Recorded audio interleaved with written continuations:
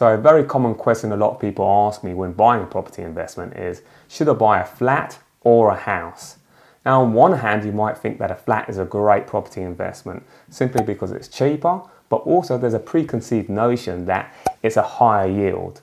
On the other hand, when people look to buy property investment in houses, there is a perception that you get more control and flexibility, and it can be quite confusing. So in this video, I want to share with you the pros and the cons of flats in comparison to houses.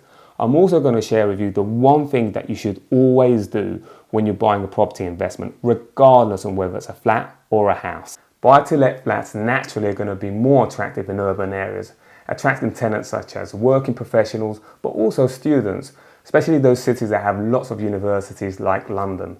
These type of tenants are going to be looking for accommodation that are close to transport, but also the city centre. And in contrast to that, houses are going to appeal more to affluent tenants, but also families.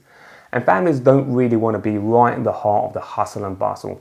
They will want to have things like garden and garages. These type of properties are going to be more in the suburban areas than in the city centre. One of the most common issues I hear buyers when buying a flat is going to be their leasehold rather than buying a freehold. Of course, a leasehold comes with extra responsibilities, but also extra costs. And when you buy a leasehold property, the lease diminishes over time. And of course, you can extend the lease depending on the landowner. This can be expensive, but also lengthy.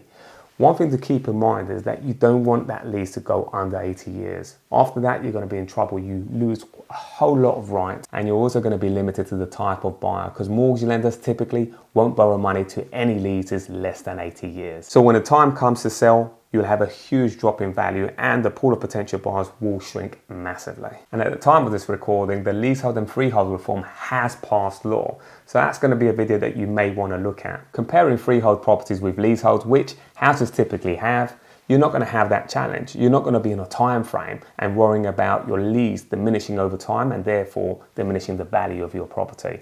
There is more of a degree of control. And then there's something in between called share freehold. It's not very popular and certainly not in new builds, but more common when it comes to period buildings. Of course, when you have these single dwellings and at some point over the years, they have been converted into flats, what's happened is now they've shared the freehold between the owners. So it's going to give you more control than if you had a leasehold, but less control if you owned the whole freehold yourself. But share of freehold can come with its own problem. Of course, negotiating with fellow share of freeholders, and that could be anywhere between 5, 10, maybe even more share of freeholders, that can be challenging itself. That being said, if you're not going to be successful in obtaining a freehold, the next best thing is going to be a share of freehold, and the default of that, of course, a lease. The fact that UK property is so complex absolutely means you should subscribe to this channel. The next common issue you have with flats is the lack of control, especially when it comes to restrictive covenants. And when you have houses, you'll also have a degree of this, but they're commonly going to be building restrictions such as limiting the height, the size, or the type of construction, the land use, preventing any certain uses of property, property modification, restrictions to alterations, existing structures, but also aesthetic requirements, imposing rules on the exterior appearance of a property in comparison to your neighbours. And when it comes to flats, it can be much more stricter, such as not allowing pets within the building, no subletting, no short-term rental. So there's a degree of control that you no longer have in comparison to houses. With a house, for example, you could do subletting, short-term rental. Of course, there is some restriction around the council, but you're allowed to do it. And also you could do HMOs, rented by rooms. So let's talk about maintenance and repairs when it comes to flats. Of course, as a landlord, you need to be responsible for the maintenance of your flat, but there's also responsibility for the communal areas, and that's going to sit with the freeholder.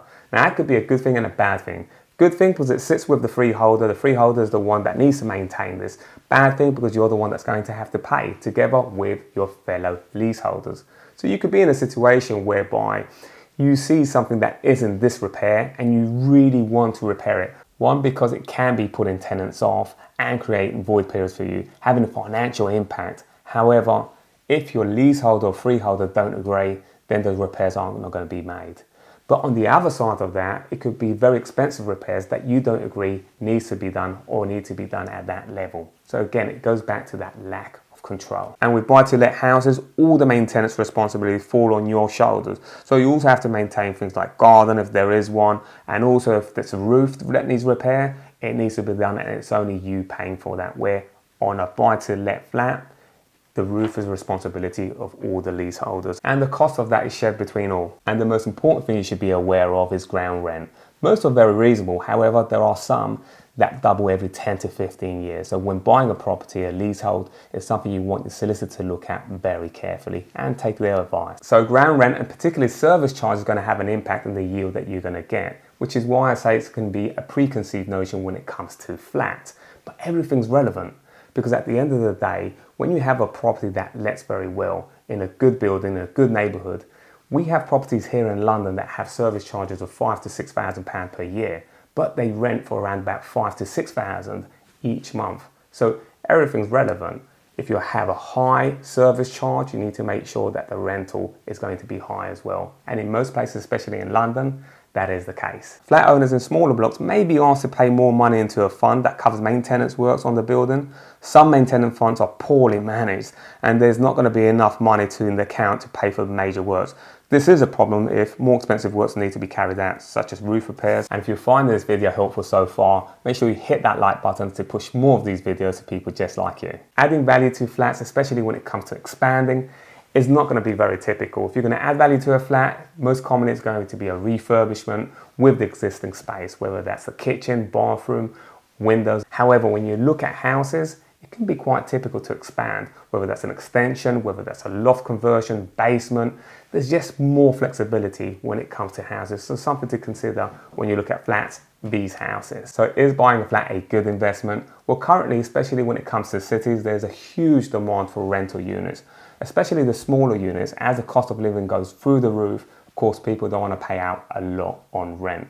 With currently tenants paying around about 45% of the salary towards rent. One thing that we do know is that currently half of the population lives in cities across the world, and this is due to increase in 25 years. Whether you're buying a flat or a house, you're going to do best buying a property that's going to attract a tenant that you're going to get along with.